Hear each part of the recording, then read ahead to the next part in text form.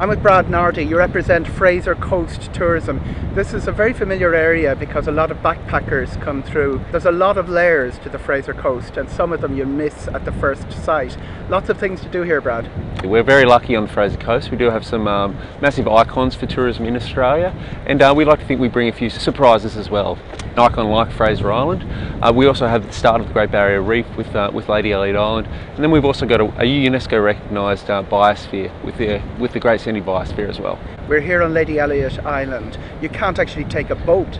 Beautiful Lady Elliot Island. It has the best visibility on the reef for diving, for snorkeling. It's the home of the manta ray.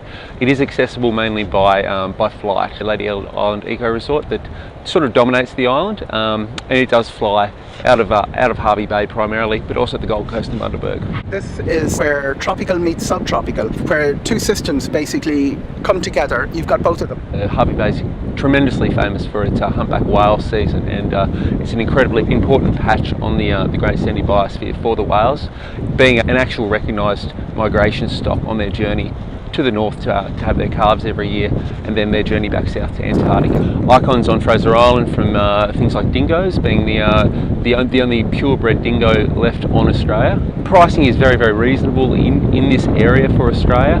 Obviously there is that peak period. Whale season is from July through to the start of November. Traditionally it will finish when the whales leave, which is towards the end of October. Whale season is a fantastic time especially from people from the Northern Hemisphere, because we, whilst it is our winter, it is just an absolutely superb.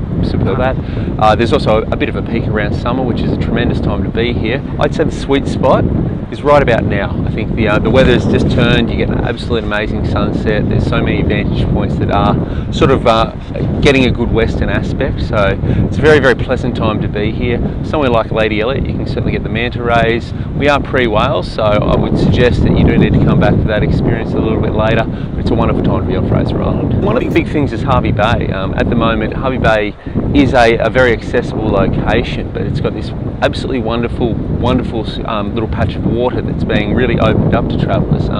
It's got fantastic sailing. It's got a little unique little gem called Pelican Bank. It's akin to the sort of sailing you do right through Queensland with just perfect conditions, very protected waters, and just very consistent, wonderful sailing, jet skiing. It's a confluence of waters on the Great Sandy Biosphere, so we're very lucky to have northern fish like the barramundi in our river systems around this area. We also have the iconic black marlin accessible just off the western side of Fraser Island. Trevally are a massive deal. Other sort of colder water fishes are also coming up to this neck of the woods. We are famous for having the Australian Fishing Championships, wonderful seafood, and things like the Hervey Bay scallops and the Fraser Island prawns are true icons through Australia, and we're very lucky with this.